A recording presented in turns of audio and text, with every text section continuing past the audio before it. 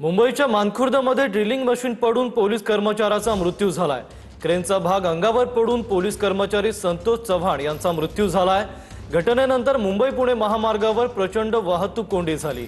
Crane न हटवल्याने वाहतूक कोंडी झाल्याचं पाहायला मिळालंय। वाहनांच्या 10 किलोमीटरपर्यंत लांबच लांब रांगा लागल्यात।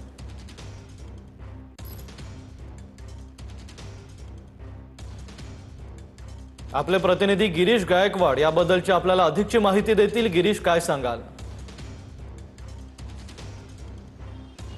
नक्कीच आपण पाहतोय की या ठिकाणी जिथे हा अपघात झाला होता त्या ठिकाणी ही क्रेन अजून देखील पडू नये। मी सध्या मानपूरच्या त्या स्पॉटवर आहे ज्या ठिकाणी हा अपघात झाला होता आणि आपण पाहतोय की नेहरू नगर पोलीस ठाण्यामध्ये कार्यरत असलेल्या एका पोलीस हवालदाराचा मृत्यू झालाय। संतोष चव्हाण असं त्याचं नाव होतं आणि तो कर्तव्य बजावत असताना बाईकवरून जाताना ही क्रेन जी आहे ती जमिनीमध्ये धसली आणि यानंतर ती अंगावर कलंडली आणि त्याच्यामध्ये हा मृत्यू झालेला आहे। पंचनामा पोलिसांनी केलेला आहे, मात्र रात्रभर पंचनामा सुरू होता त्यामुळे ही क्रेन जी आहे ती या ठिकाणाहून हटवता आली नाही। या संपूर्ण घटनेनंतर जवळपास 10 किलोमीटर लांब ज्या आहेत त्या रांगा लागलेल्या आहे। वाहतूक कोंडी झालेली आहे। चेंबूरपासून नवी मुंबईच्या दिशेने आणि नवी मुंबईपासून चेंबूरच्या आणि घाटकोपरच्या दिशेला जाणारी जी वाहतूक आहे ती मंदावलेली आहे। जवळपास 2 ते 2.5 तास वाहतुकीचा खोळंबा होतोय आणि त्यामुळे आपण पाहतोय की आता 2 ते 3 क्रेन या ठिकाणी मागवण्यात आलेल्या आहेत आणि या क्रेनच्या माध्यमातून जी ड्रिलिंग क्रेन या ठिकाणी जमिनीवर पडलेली आहे तिला हटवण्याचं जे काम आहे ते आता युद्धपातळीवर सुरू झालेलं आहे। सगळ्यात महत्त्वाचं म्हणजे जो कंत्राटदार आहे त्याच्यावरती गुन्हा दाखल करण्यात आलेला आहे। सदोष मनुष्यवधाचा हा गुन्हा दाखल झाल्याची माहिती मिळते